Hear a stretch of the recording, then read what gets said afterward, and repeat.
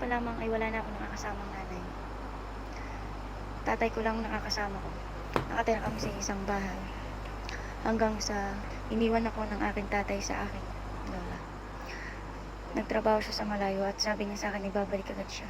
Hanggang sa lumipas ang araw, linggo, buwan at taon, ay hindi ko siya nakikita. Hindi ko siya nakakasama. Wala akong nakasamang magulang hanggang sa lumaki ako. Hanggang sa pumasok sa isip ko na siguro hindi nga talaga ako mahal ng mga magulang ko.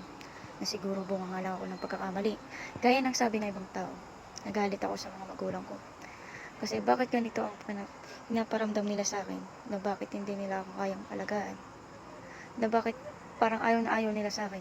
Nagtanim ako ng galit sa mga magulang ko. Hanggang sa nag-grade 10 ako. May mga nakakasama kong mga kaibigan, napapabarkada, napainom, napapatambay, at napapadalas na rin ang paghala. Ngunit may isa akong kaibigan na nagpa-realize sa akin na mali ang ginagawa ko. Nento niya ang buhay niya at mas malala pa pala ang buhay niya. Doon ko lang naisip na bakit nga ba ako nagagalit sa mga magulang ko? Una pa lang, hindi ko naman talaga alam kung anong dahilan nila, kung bakit iniwan nila ako, kung bakit sila naghiwalay, kung bakit hindi ko nakakasama ang nanay ko. Hanggang sa natuto ako magtanong. Tinanong ko sa lola ko na, bakit wala yung tatay ko? Bakit wala akong nanay? Sabi nila sa akin na, bakit nagwala yung mga magulang ko? At kung bakit hindi ko nakakasama yung tatay ko. Dahil ang tatay ko ay nagtatrabaho sa malayo. Nagtatrabaho siya para sa akin. At umuwi siya nung graduation ko.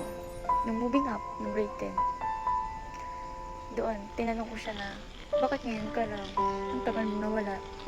Doon, humingi siya ng sorry. At natuto naman ako magpatawad. Pinatawad ko siya. Siya lang ang natutunan ko. At ayun ang magpatawad.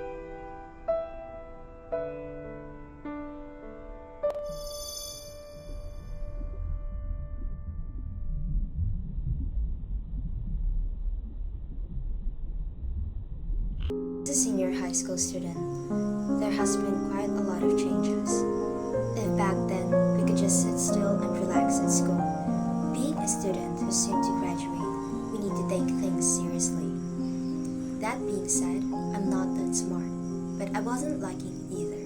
And considering that fact, I've been chosen to become a leader of our group quite frequently. Since I'm not really good at leading, and in fact has no leadership skills whatsoever, I tend to experience difficulties because I was unable to delegate tasks fairly and properly. My groupmates weren't really keen on participating either, and being someone with no leadership skills, I could only rely on being intimidating.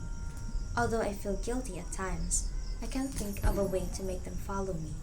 That being said, the stress that I was feeling continues to get all piled up, and sometimes I kind of ignore my groupmates' suggestions, because for me, they would only slow us down. Since the deadline is already near, this made me regret things. Because when I experienced getting my suggestions ignored, even though I know for a fact that it could significantly improve our overall output, I realized that I should be more attentive on listening to what the others have to say or to suggest.